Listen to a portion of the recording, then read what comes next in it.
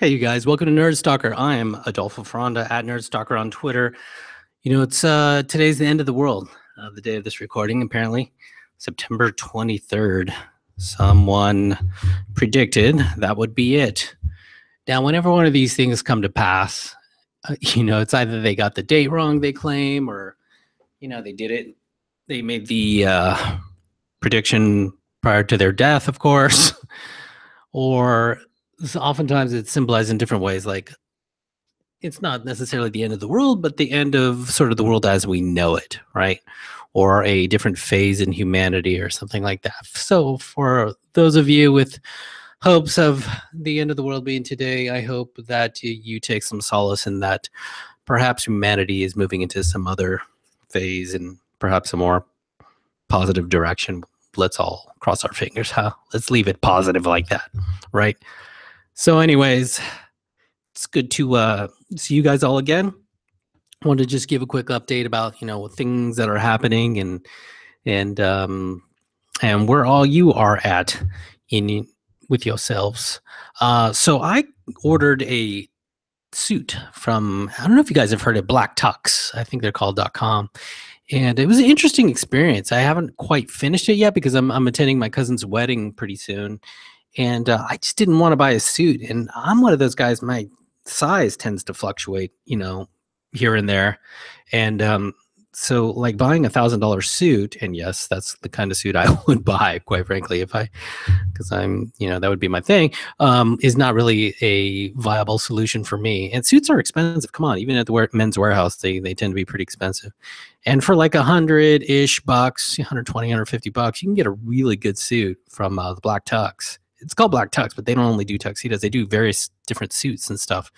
And they will, mail you input your size, they mail you, FedEx you a suit, and then you try it on. And if things don't fit, they FedEx you the bits and parts in addition to what you received. And this is an ad. I'm not getting any money or any compensation from them whatsoever. I'm just sort of saying my experience thus far is they'll sell you other, like the pants, for instance, that were sent to me, I think were kind of small. So I asked for a larger size because I tend to be one of those in-betweener size weirdos. And they sent it, boom, FedEx to me. In fact, those pants came to me sooner than the suit because I knew the suit pants would be too small, in my opinion. So more on that later.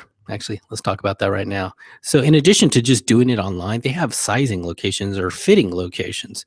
And it happens to be that I work in downtown San Francisco. So in downtown San Francisco, they have a fitting location, which is awesome. So you just make an appointment. This is all free to go and get fitted. And there's a couple really nice people in there. There's, it's a really cool looking little space, and they offer you something to drink, and they have like a video game there, really cool books, cool music. And people are super friendly. There's a couple people there, and maybe there's one other person also getting fitted at a time. So it's really chill, and it's really good vibe. It seems like a really good idea of what's happening with the Black Tux. I would definitely recommend checking them out if you're having some sort of formal event or something like that, or you're in need of a suit for a particular event. And then in addition, when you receive the suit, you have up to 3, I think, days after the event to return it, which means you just plop it into FedEx that third day if you want and send it back, and you're done. And that's super cool. We'll see how it goes. I have yet to try on the suit. So I'm looking at it right now. That's why I keep looking over here. It's right at my sort of doorway here, and I haven't brought it in like a doofus because I want to record so badly for all of you. Other things too that sort of been coming to the fore lately are parents. Now that we're back to school, for those of you that are parents out there, and all our kids now are on screens, right? So at least my kid, right, is in sort of the tail end of elementary school right now, and oftentimes a lot of kids are doing a lot of iPad time, screen time, and that kind of thing. And it's really difficult, depending on your kid, to sort of self-regulate their time usage, and a lot of these services don't do a particularly good job in terms of filtering things like that. I'm talking to you, YouTube, and other type of services. So people have been, given that my kid goes to different homes, some people are better than others, and there's not many actually that are quite technical, right? I mean, even this iOS 11 update has been challenging for a lot of people, because then you realize you run into things like, anyways, we'll get into that. I digress. Getting back to the parenting and the child sort of thing situation with tech. there are services that I've talked about on NerdStalker before, one of which is called Qustodio. It's actually really effective. I know there's another one called Curbi, Curbi, and another one as well. I forget what it's called.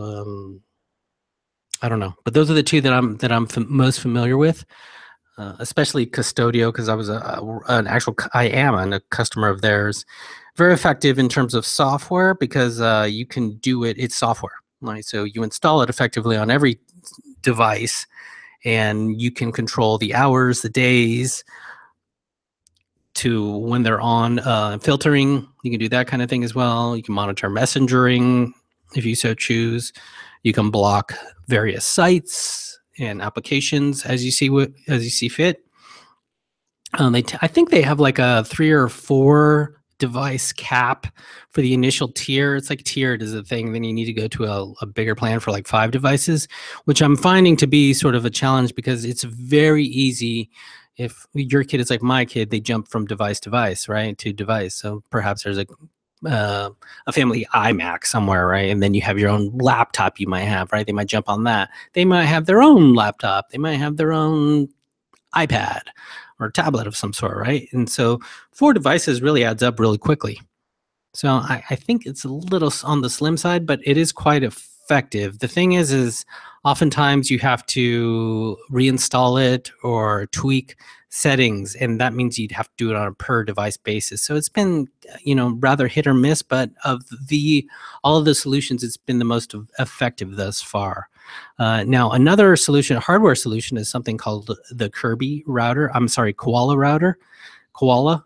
It's like the animal spelled like koala, and it's a router, and it's just a little hockey puck type thing that you plug into your existing router, and it has its own port, and then creates its own little virtual network. And you put your kids' devices on that particular network, the Koala network. What I'm finding, though, is that I don't know if it's necessarily as fast as your network. And so that concerns me. Also, there's been like weird little behavior with things like, I don't know, kids like to go to Pinterest, oddly enough. Some kids do, middle school kids like that. And it wasn't working well with that. Now, perhaps that's some sort of configuration issue. Now, in terms of features, what Koala allows you to do, it's sort of out of the box, super simple. So there's no installing of software on a per device thing. So you can put as many devices on this thing as you want, and you can create a guest network on it as well. So you can create these different profiles on these different solutions, whether it's Curbi, Qustodio, or Koala. I'm gonna keep wanting to call it Curbi. You can create different profiles for your children and then for guests as well, if you want to put them on this filtered network. And what Koala does is it comes out of the box rather filtered, pretty stringently, which is sort of a plug and play, if you will, right? The thing what I found with Koala is it's also contingent upon its location, just like any router is the thing. So I have a friend who has a router way in the back room, but he has these repeaters, right, throughout the house for the network, but his Koala router is way back there, and I don't think it's leveraging the repeater, so it's not working all that well. So that's another scenario that I just have to go through the forums and help him sort of figure out. So it's not ideal, these are sort of the easiest in quotes ways to go for you parents out there. And I ran into something today where now for most regular people, they're not updating regularly anything, whether it's their mobile devices or their standalone machines. And if you're like in an Apple ecosystem, that means you got to connect to iTunes, right? Unless you're doing the all iCloud thing, but you typically have to connect to iTunes on some type of other device, your phone or your tablet, right? Because you have all this stuff on it. That means your computer or laptop or whatever, Mac Mini, whatever tends to be the computer of the house that you connect these mobile devices to, need to be updated. So that means your operating system needs to be updated. All the applications on it via the App Store need to be updated regularly. If you're running an Apple router, you need to, go into, what is it? What's it called? Your Apple router or whatever updater. What the heck is it called again? Apple updater, airport update or whatever. Airport utility. I finally got it. Jesus. Daddy needs some new nootropics. So airport utilities. Go to that. That needs to be updated, right? Because firmware needs to be updated. So you can see how this, just for the regular person, the everyday person that's doing the commute and working 9 to 5, they have to keep up on all of this stuff. And then on a per device basis, you have photos and things like that. And it gets crazy really quickly. Um, so although we have all this wonderfulness of technology in the modern day, there's a lot of friction still in terms of user experience. And it's kind of shocking, to be frank, that we haven't gotten past all this stupidity, it seems like, in my opinion. But yeah, so there's that. So check it out, you guys. For you parents out there, you're gonna have to do some work, you know what I mean? So once you make all those updates to your operating system, hopefully get up to Sierra if you're on the Apple, and plug your devices in, you're also going to want to update your devices, your mobile devices, to iOS 11 as well. And that means updating all your applications as well, backing up your photos. I hate photos on the Mac, that experience. So I'm all in with Google Photos. And I'm really using Apple Photos as sort of redundancy, sort of backup thing. I really don't like it. Google Photos, I would 100% recommend it. If you guys are in Apple, in the Apple ecosystem even, I mean, go use Google Photos. Legit. It's very, very well done. And I don't say that lightly. Also, you're going to want a backup plan. A lot of people think they're just doing their time capsule and they're good. You really need online backup. I would highly recommend checking out Backblaze, backblaze.com. Again, I'm not making any money in any of this, so I'm totally unbiased. It works fantastic. So the only cost it's gonna ding you is a nominal annual fee, and then you just do like a 2 a.m. backup when you're sleeping, right? And it'll back up everything. It's going to take hours because your initial backup is probably going to be like a gigabytes worth of stuff, depending on if you're the normal type of user or not. And then subsequent backups the nights thereafter are only going to pick up the deltas, right? So meaning like all the little changes. So it's not going to have to do a full backup every single time, which is quite nice. So, consider that. Backblaze, it's really wonderful. In fact, I've gotten to the point where I'm just doing online backups. I'm not even keeping a local gigantic backup of everything anymore. The only thing I'm backing up now locally is photos and videos. Why? I don't know. Maybe because I want to keep the high res stuff. But even then, you can, with Backblaze, you could do that. So I don't know. I think it's a psychological thing, to be quite frank, at this point. Really, I feel there's almost no need for a local backup unless you think somehow Backblaze is redundant, servers or wherever they keep their stuff is going to be nuked or something like that. Yeah, so that is what I'm thinking of that. So these are some thoughts that have been coming to mind as of late. And okay, so let's talk about iOS 11, you guys, or the Apple of it in general. What do you guys think about that, huh? I see no reason to update from my 7S Plus to an 8 or a 10, the $1,000 phone, right? Or as Merlin Mann and Dan Benjamin call it, the rich boy phone. They have a great podcast, by the way. You guys got to check it out. It's called Back to Work. It's a really wonderful thing. So there's that. There's what else? So what do you guys think of that? So iOS 11. What's driving me crazy about iOS 11 is that sometimes I only want to use my Bluetooth when I'm like in my car, for instance, and I don't want my Wi-Fi on. And if I turn it off, if I go into a store, I'm leaving my car and I turn off my Bluetooth. I'm trying to save battery as much as possible on my phone. And then I get back in my car and I turned on Bluetooth, Wi-Fi automatically is on.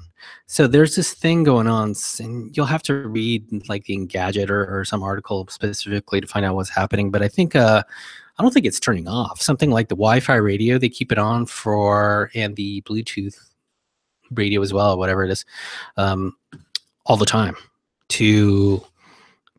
for what is it, airdrop support. And so they think you're going to be doing airdrop all the time and stuff, which I never do. So I rarely turn it on, which is super weird. But that they chose to do that. A lot of people like it, that they made that decision.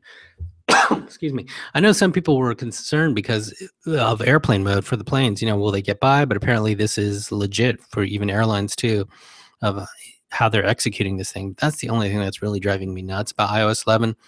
I know it's been very And the people are like really, I think the majority of people are praising the iOS update, especially on the iPad, the drag and drop and all that stuff. I'm not really that much of an iPad power user. I'm still like on a iPad mini, and when I use it, it's strictly for consuming videos or something like YouTube and Netflix. That's really it. I'm not doing anything productive on it yet. Although I am getting tempted because I see lots of, everyone seems to be doing, all the cool kids are doing it, right? It seems like. But I'm a laptop guy, and as a developer too, I mean, I don't see how I could ever, perhaps someday, I shouldn't say ever. I can't see right now how I would jump to an iPad to really get anything done for things even like this, video work perhaps, and podcast work. I know some other people are doing it. I know David Sparks has been talking how he does quite a bit of it on his quite a bit of work on his iPad, but I know he's primarily like a writer and stuff like that, which I'm not. So that's not really my thing. But if you people are like writing intensive type individuals, you might want to consider it. Check it out. I mean, as an email device, it's totally legit. All those things. I don't see why more business people aren't using it, an iPad as their sort of primary. Because think about it, so much is in the cloud now too. Why do you need a computer really? Although technically an iPad is a computer. So yeah, that's it. What else is happening in the news? How about that Equifax thing, huh? I know it's old news, but it's so huge. It's so huge, and people don't really take it as seriously as they should. It's so much bigger, and they always give numbers that are way smaller initially than it actually is. Typically, is like double or something like that, which I think it turned out to be.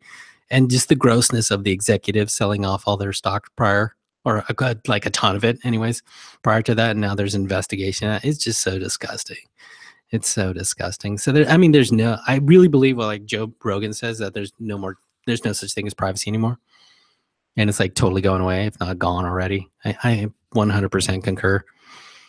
And that that's how you have to live. It's a kind of a stale message, but it really is. Do I live that way? Kinda, yeah. But yeah, it's awful. So I mean, you can do all the things they're taking about. It's so weird that we're in this age now where you have to constantly monitor your credit now, because the norm is that you know people are abusing it in some way, right, to make loans that they shouldn't be making and things like that, or whatever these criminals do. So it's gross. It's weird times, but totally expected in a way too, right?